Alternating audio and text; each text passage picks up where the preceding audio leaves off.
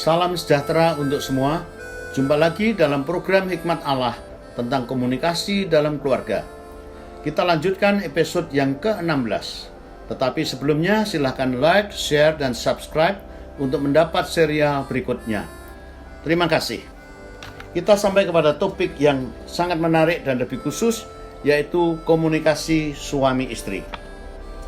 Dalam kehidupan berumah tangga, memang selalu ada masalah, tetapi lebih bermasalah kalau antara suami istri tidak bisa berkomunikasi dengan baik dan benar. Karena komunikasi adalah sarana untuk menyelesaikan masalah. Yang pertama, suami istri harus saling mengerti posisi dan fungsinya masing-masing secara alkitabiah. Mengapa ini penting? Oleh karena memang ada perbedaan, dan Allah itu pencipta pria dan wanita serta pencipta keluarga. Ia tahu yang terbaik dan sudah membuat pedomannya. Dalam Mazmur 127 ayat 1 dikatakan, "Jikalau bukan Tuhan yang membangun rumah," maksudnya rumah tangga, "sia-sialah usaha orang yang membangunnya." Efesus pasal 5 ayat 22 sampai 26. "Hai istri, tunduklah kepada suamimu seperti kepada Tuhan, karena suami adalah kepala istri, sama seperti Kristus adalah kepala jemaat. Dialah yang menyelamatkan tubuh. Karena itu, sebagaimana jemaat tunduk kepada Kristus, demikian jugalah istri kepala suami. Istri tunduk kepada suami dalam segala sesuatu.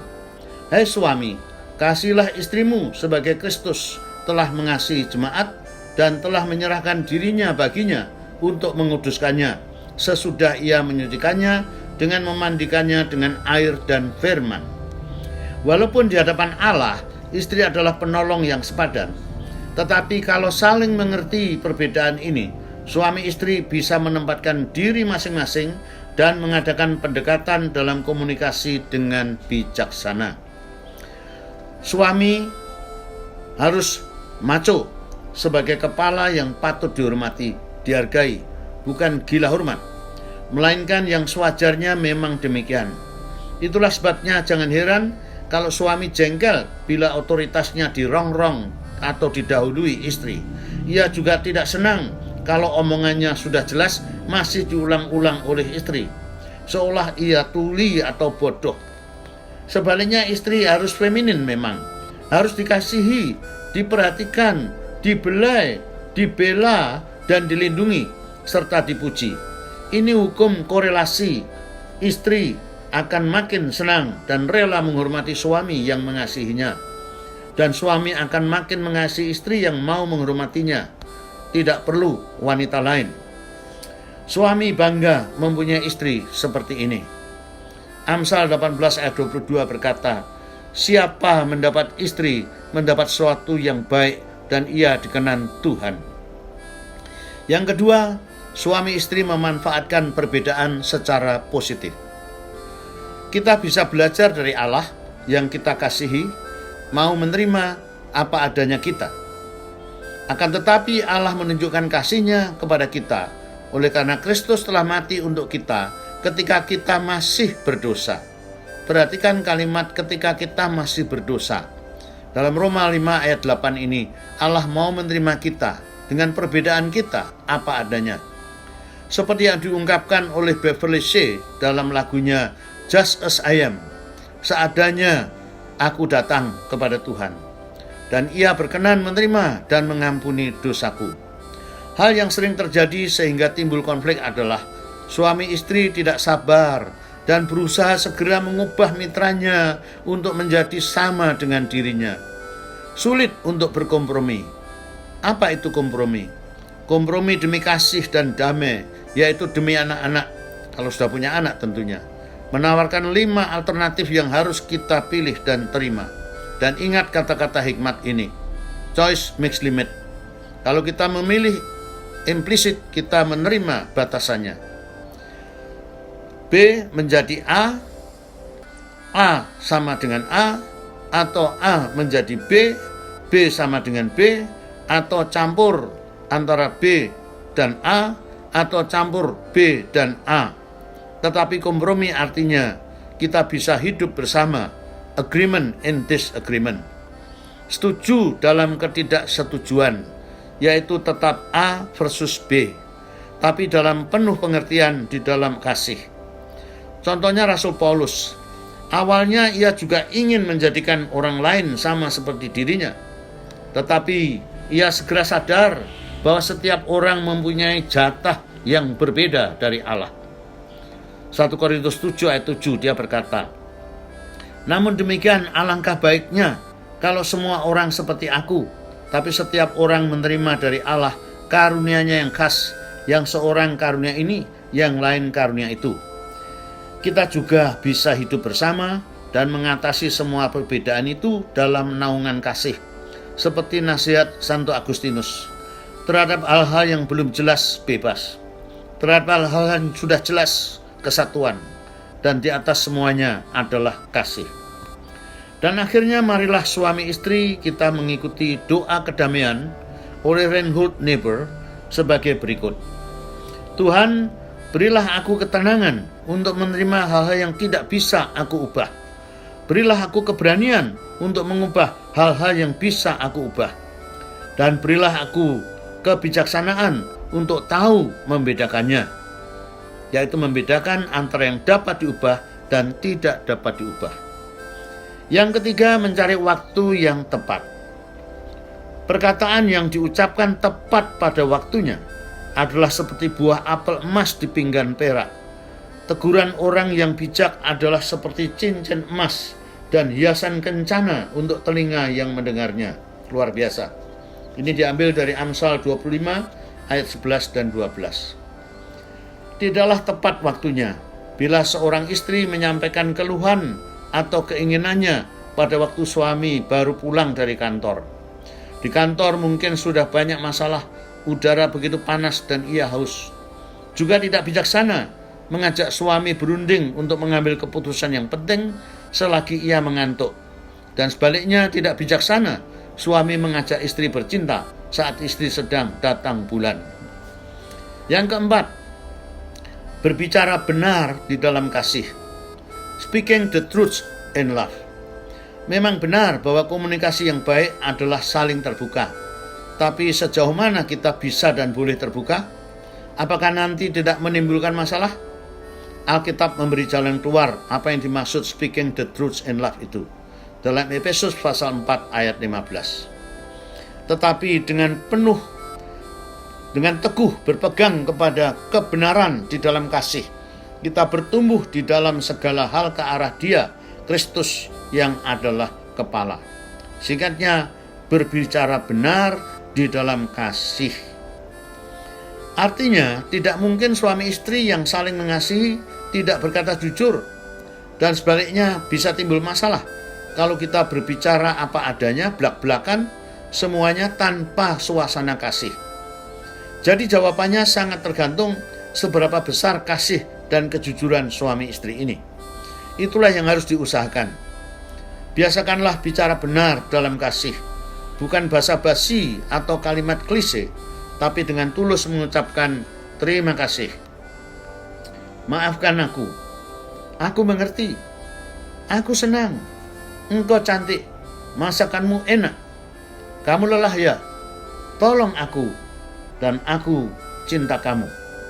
Ingat, ada berkat Tuhan yang besar kalau suami istri sepakat. Matius 18 ayat 19-20 mengatakan hal itu. Dan lagi aku berkata kepadamu, kata Yesus, jika 2 orang daripadamu di dunia ini sepakat meminta apapun juga, permintaan mereka itu akan dikabulkan oleh Bapakku yang di surga. Sebab di mana 2 atau 3 orang berkumpul dalam namaku, di situ aku ada di tengah-tengah mereka. Yang kelima, memberi waktu untuk respons. Hal yang sering terjadi, suami istri bereaksi negatif dan bukan memberi respon yang positif karena jengkel mendengarkan pembicaraan sepihak yang terus-menerus. Komunikasi yang baik ada interaksi. Oleh karena suami istri tinggal satu atap, masih banyak kesempatan untuk mendengar respon. Jangan dipaksakan. Kesempatan juga diberikan kepada Roh Kudus untuk berbicara kepada mitra sementara kita mendoakannya. Untuk apa? Untuk mempertimbangkan, memeriksa diri, mengubah diri, atau membuat keputusan yang lain. Yang keenam, keakraban dan kebersamaan. Relasi dan komunikasi adalah dua hal yang serupa tetapi berbeda. Komunikasi lebih kepada pembicaraan verbal, sedangkan relasi adalah iklim kebersamaan, keakraban, dan persahabatan. Misalnya piknik dan rekreasi keluar, masak-memasak dan makan bersama, kerja bakti, menata taman, mendekor rumah, olahraga, atau mencuci mobil bersama. Kegiatan seperti ini akan meningkatkan relasi, dan relasi yang baik akan mempermudah untuk berkomunikasi dengan baik pula. Oleh karena itu, suami istri harus menyisihkan anggaran dan mengatur jadwal untuk keperluan-keperluan itu. Yang ketujuh, komunikasi seksual. Berbicara soal komunikasi suami istri, tentunya tidak melupakan komunikasi di tempat tidur. Dan ini disadari atau tidak adalah satu kebutuhan yang penting. Bahkan ibarat sebuah mobil, motornya tidak akan bergerak kalau platina atau CDI-nya tidak tepat. Kecil, tersembunyi, tetapi mempunyai dampak yang besar dalam kehidupan berumah tangga. Oleh karena itu, kita tidak perlu tabu dan munafik untuk membicarakannya. Charlie Shedd dalam bukunya berkata, dan di antara yang terbaik dari Allah adalah seks. Masalah pada umumnya yang diderita pihak istri adalah tidak bisa menikmati orgasme pada waktu mereka berhubungan. Bahkan lebih kasihan, ada yang tidak tahu tentang hal itu. Dampaknya istri merasa percuma dan hanya sebagai alat pemuas nafsu suami, sehingga tidak ada gairah, dan ini bisa menjadi pemicu munculnya perselingkuhan. Suami istri perlu mengetahui seluk-beluk seksualitas dan saling merangsang untuk bisa saling menikmati dan membahagiakan. Misalnya soal foreplay, interlude, dan afterplay, serta romantika dalam sendogura asmara. Dibutuhkan penyerahan total. Firman Tuhan dalam Kidung Agung dan 1 Korintus telah mengungkapkannya. 1 Korintus 7 ayat 1-6. Tetapi mengingat bahaya percabulan, baiklah setiap laki-laki mempunyai istrinya sendiri, dan setiap perempuan mempunyai suaminya sendiri. Hendaklah suami memenuhi kewajibannya terhadap istrinya, demikian pula istri terhadap suaminya. Istri tidak berkuasa atas tubuhnya sendiri, tapi suaminya. Demikian pula suami tidak berkuasa atas tubuhnya sendiri, tapi istrinya. Janganlah kamu saling menjauhi, kecuali dengan persetujuan bersama untuk sementara waktu, supaya kamu mendapat kesempatan untuk berdoa. Sesudah itu, hendaklah kamu kembali hidup bersama-sama, supaya iblis jangan menggodai kamu, karena kamu tidak tahan bertarak. Hal ini kukatakan kepadamu sebagai kelonggaran, bukan sebagai perintah. Silakan membaca ulang dalam 1 Korintus 7 ayat 1-6. Ada beberapa hal yang bisa mengganggu komunikasi seksual. Antara lain yang pertama, ketidaktahuan, baik itu soal teknis maupun anatomis. Ada wanita yang tidak tahu hanya beberapa menit saja kok bisa hamil. Ada yang tidak tahu kalau saluran kencing tidak sama dengan saluran peranakan. Ada yang tidak tahu apa itu orgasmus. Yang kedua, salah konsep rohani. Baginya seks, kehamilan, dan persalinan adalah kutukan karena dosa. Jadi seks itu porno, jorok, najis, dan dosa. Contoh kasus, selesai ceramah dalam kemah wanita. Pada saat tiba acara konseling, ada seorang istri yang melaporkan bahwa suaminya aneh. Anehnya, ia menjelaskan, karena kalau minggu sering marah. Semula saya berpikir, ya memang aneh ya suami ini, mengapa marah bisa diprogram pada hari Minggu. Ternyata istrinya yang aneh. Ceritanya begini, suaminya adalah seorang salesman yang pekerjaannya adalah mempromosikan produk perusahaannya sampai keluar kota. Istrinya karena mengkhawatirkan kalau suaminya selingkuh, selalu berpesan, jangan macam-macam di hotel ya. Sang suami termasuk orang yang takut akan Tuhan. Ia setia dan selalu pulang kalau weekend. Rupanya ini penyebabnya.